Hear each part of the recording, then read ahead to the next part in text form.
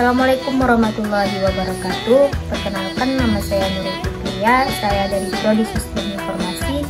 Saya akan menceritakan kisah tentang Nabi Muhammad SAW.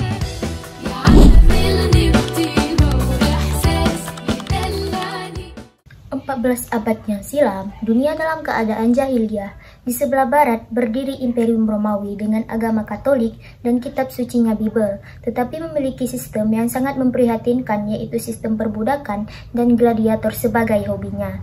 Di sebelah timur, ada kerajaan Persia hidup dalam masa keemasan dan ilmu kebudayaan dengan agamanya Majusi, tetapi memiliki kebiasaan yang sangat memilukan, yaitu kezaliman dan penindasan terhadap kaum miskin. Di barat Imperium Romawi dan sebelah timur Persia di masa keemasannya, maka di tengah-tengah dua raksasa kerajaan itu, sebuah peradaban jahiliyah yang sangat sempurna jahiliyahnya, tidak memiliki ilmu dan kebudayaan. Masyarakat jahiliyah hanya mengedepankan sistem hukum rimba. Siapa yang kuat, maka dia yang berkuasa. Bahkan pertikaian antar suku menjadi pemandangan biasa saat itu. Belum lagi banyak tuhan-tuhan yang diyakini dapat membantu mereka, seperti Tuhan Latta, Manat, dan Uzza. Namun hal itu tidak berlangsung lama. Setelah lahirnya sosok manusia pilihan yang mampu membawa sebuah perubahan untuk mendobrak segala bentuk kezaliman menuju kesuksesan moralitas global. Siapakah dia? Tiada lain hanyalah Nabi kita, Nabi Muhammad bin Abdullah, Nabi akhir zaman dengan Al-Quran sebagai mukjizat terbesarnya. Bahkan, beliau tidak cuma sukses mengangkat masyarakat Arabiah dari jurang jahiliyah, tetapi dengan strategi dan kontribusinya, beliau mampu memberi nafas Islam di seluruh penjuru dunia hingga Eropa, Amerika, Australia, hingga seluruh penjuru dunia senantiasa memuji kebesaran Allah Subhanahu wa Ta'ala dan menjunjung tinggi akhlak mulia sebagaimana dicontohkan Nabi sebagai sosok manusia luar biasa yang tidak akan ada sesudahnya. Kontribusi Rasulullah dalam membangun peradaban dunia dan mengajar pada sekolah kehidupan yang luas tanpa dibatasi dinding-dinding kelas, karena segala konsekuensi yang dihadapinya tidak membuat bergeming dalam hatinya untuk mundur. Ada beberapa strategi dan upaya membangun peradaban dunia, di antaranya internalisasi nilai-nilai edukatif Al-Quran yang dilakukan oleh Nabi Muhammad SAW untuk memberi contoh dan peletak dasar-dasar kependidikan. Nabi Muhammad tidaklah seperti ahli syair pada masanya atau seperti penyair yang pandai merangkai kata-kata, tetapi beliau terbukti mampu membawa sebuah peradaban dunia yang gemilang sampai era globalisasi dalam konteks abad ke-21 sekarang ini. Inilah salah satu strategi beliau dalam membangun peradaban dunia yang tidak pernah sirna sepanjang masa. Walaupun tidak sedikit orang atau golongan yang berusaha menghasut dan memecah belah umat Islam, hanya saja saat ini hiruk pikuk negara Islam bergejolak. Perang saudara dan pertikaian antar sesama umat Islam hanyalah skenario yang dikendalikan oleh sistem-sistem yang berkepentingan di dalamnya dan jauh dari nilai-nilai keislaman yang diajarkan oleh baginda Nabi Muhammad SAW sebagaimana kepemimpinan Islam yang telah dibangun Rasulullah sejak 14 abad yang lalu. Islam sebagai ruh dunia telah dianut oleh sebagian besar penduduk dunia yang saat ini mencapai 7 miliar manusia dari latar belakang dan etnis yang berbeda. Hal itu terjadi karena semata-mata perjuangan serta sebagai bentuk kontribusi lainnya yang dijalankan Rasulullah Muhammad SAW. Kisah Nabi Muhammad SAW bukanlah sekedar cerita saja, melainkan menjadi suri tauladan bagi umatnya. Nabi Muhammad SAW merupakan nabi terakhir yang harus diimani sekaligus sebagai penyempurna ajaran nabi-nabi sebelumnya. Banyak pelajaran dan hikmah yang dapat dipetik dari kisah Nabi Muhammad SAW. Beliau selalu bersikap baik dan santun dalam menyikapi beragam cobaan dan tantangan dalam menyiarkan agama Islam. Kegigihannya dalam mengajak umatnya untuk senantiasa mematuhi perintah Allah Subhanahu wa Ta'ala dan menjauhi larangannya sudah tertanam sejak masih muda.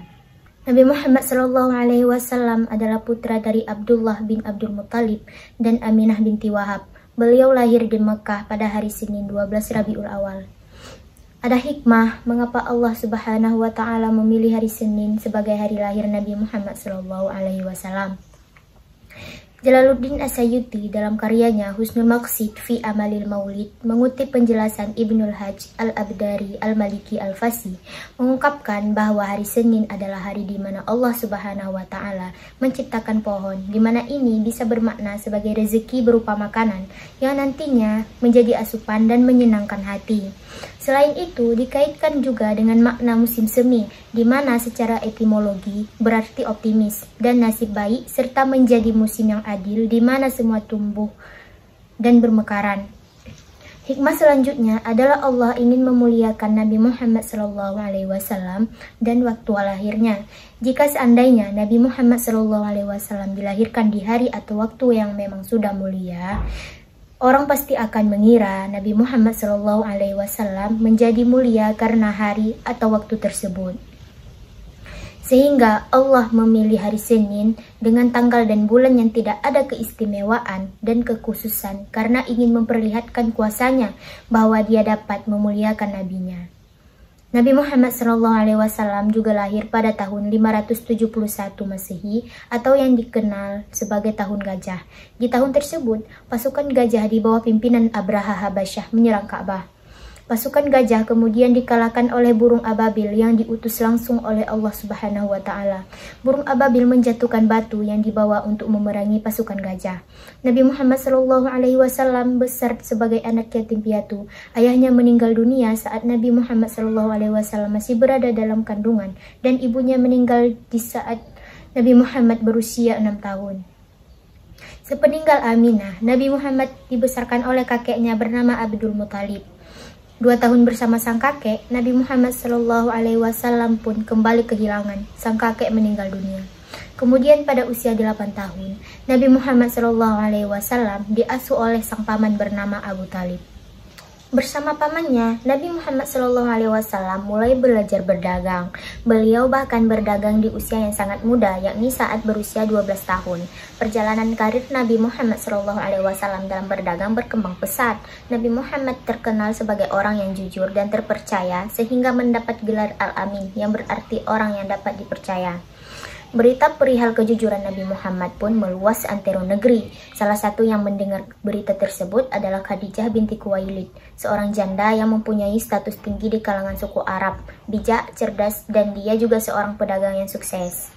Kemudian, Khadijah radhiyallahu anhu pun mempercayakan barang dagangannya di tangan Nabi Muhammad SAW. Khadijah selalu merasa senang saat melihat dagangannya laris manis dan hasil dagang yang selalu untung lebih. Khadijah pun semakin percaya dengan Nabi Muhammad SAW. Khadijah merasa tertarik dengan Nabi Muhammad SAW dan ia mengutus sahabatnya Nafisah binti Umayyah untuk membantunya melamar Nabi Muhammad. Setelah Nafisah binti Umayyah menyampaikan niat dari Khadijah, Nabi Muhammad lalu memberitahu kabar tersebut kepada para pamannya. Nabi Muhammad dan pamannya kemudian mendatangi kediaman Khadijah radhiyallahu anhu untuk bertujuan melamar Khadijah. Dikisahkan Nabi Muhammad menikah pada usia 25 tahun dan Khadijah saat itu berusia 40 tahun. Nabi Muhammad diketahui menikahi Khadijah dengan mahar 20 ekor unta betina muda. Ada banyak keistimewaan dalam diri Nabi Muhammad SAW. Salah satunya adalah wajahnya yang terang melebihi sinar bulan. Hal ini juga menjadi tanda kebesaran Allah Subhanahu wa Ta'ala. Selain itu, menjelang turunnya wahyu pertama, Nabi Muhammad bermimpi di mana malaikat Jibril menemuinya. Kemudian Nabi Muhammad memutuskan untuk menyendiri di Gua Hira. Beliau ingin merenungkan mimpinya tersebut. Nabi Muhammad melakukan ibadah selama beberapa malam di Gua Hira. Saat perbekalannya habis, Nabi Muhammad pulang ke Khadijah untuk mengambil bekal dan kembali lagi hingga malaikat Jibril mendatangi Nabi Muhammad dan berkata, "Bacalah." Nabi SAW menjawab, "Saya tidak bisa membaca." Beliau SAW mengatakan, "Lalu malaikat Jibril merangkulku sampai aku merasa kepayahan. Kemudian dia melepasku dan mengatakan, 'Bacalah.'" Nabi Muhammad SAW menjawab, "Saya tidak bisa membaca." Dia merangkulku untuk kedua kali sampai aku merasa kepayahan. Kemudian dia melepasku dan mengatakan, "Bacalah." Nabi SAW menjawab, "Saya tidak bisa membaca." Dia merangkulku untuk ketiga kalinya sampai aku merasa kepayahan. Kemudian Kemudian dia melepasku dan mengatakan, bacalah dengan menyebut nama Rabbmu yang menciptakan. Dia telah menciptakan manusia dari segumpal darah. Bacalah, dan Rabbmu lah yang paling pemurah, yang mengajar manusia dengan perantaraan kalam. Dia mengajarkan kepada manusia apa yang tidak diketahuinya. Quran Surah Al-Alaq ayat 1-5. Setelah pertemuannya dengan malaikat Jibril, Nabi Muhammad SAW pulang ke rumah dengan gemetar. Beliau kemudian minta diselimuti oleh sang istri. Nabi Muhammad SAW menjadi rasul pada usia 40 tahun, dan dalam beberapa riwayat disebutkan wahyu pertama turun pada tanggal 17 Ramadan. Nabi Muhammad SAW melakukan dakwah secara sembunyi-sembunyi setelah turunnya wahyu pertama. Rasulullah melakukan selama 3 tahun di Mekah. Beliau mengajak para penduduk Mekah untuk memeluk agama Islam. Anggota keluarga dan golongan orang awam yang mengikuti ajarannya antara lain Khadijah, Ali bin Abi Thalib, Zaid bin Harisah, Bilal, dan Abu Bakar As-Siddiq. Kemudian Nabi Muhammad SAW meneruskan perjuangannya. Kini Rasulullah berdakwah secara terang-terangan selama 10 tahun di Mekah.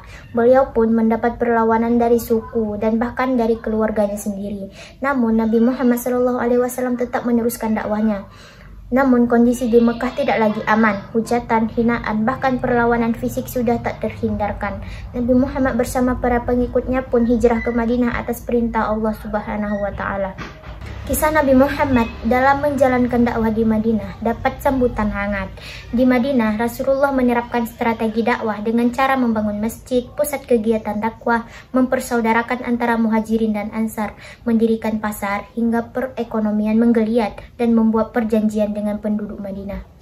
Nabi Muhammad berdakwah di Madinah selama 10 tahun.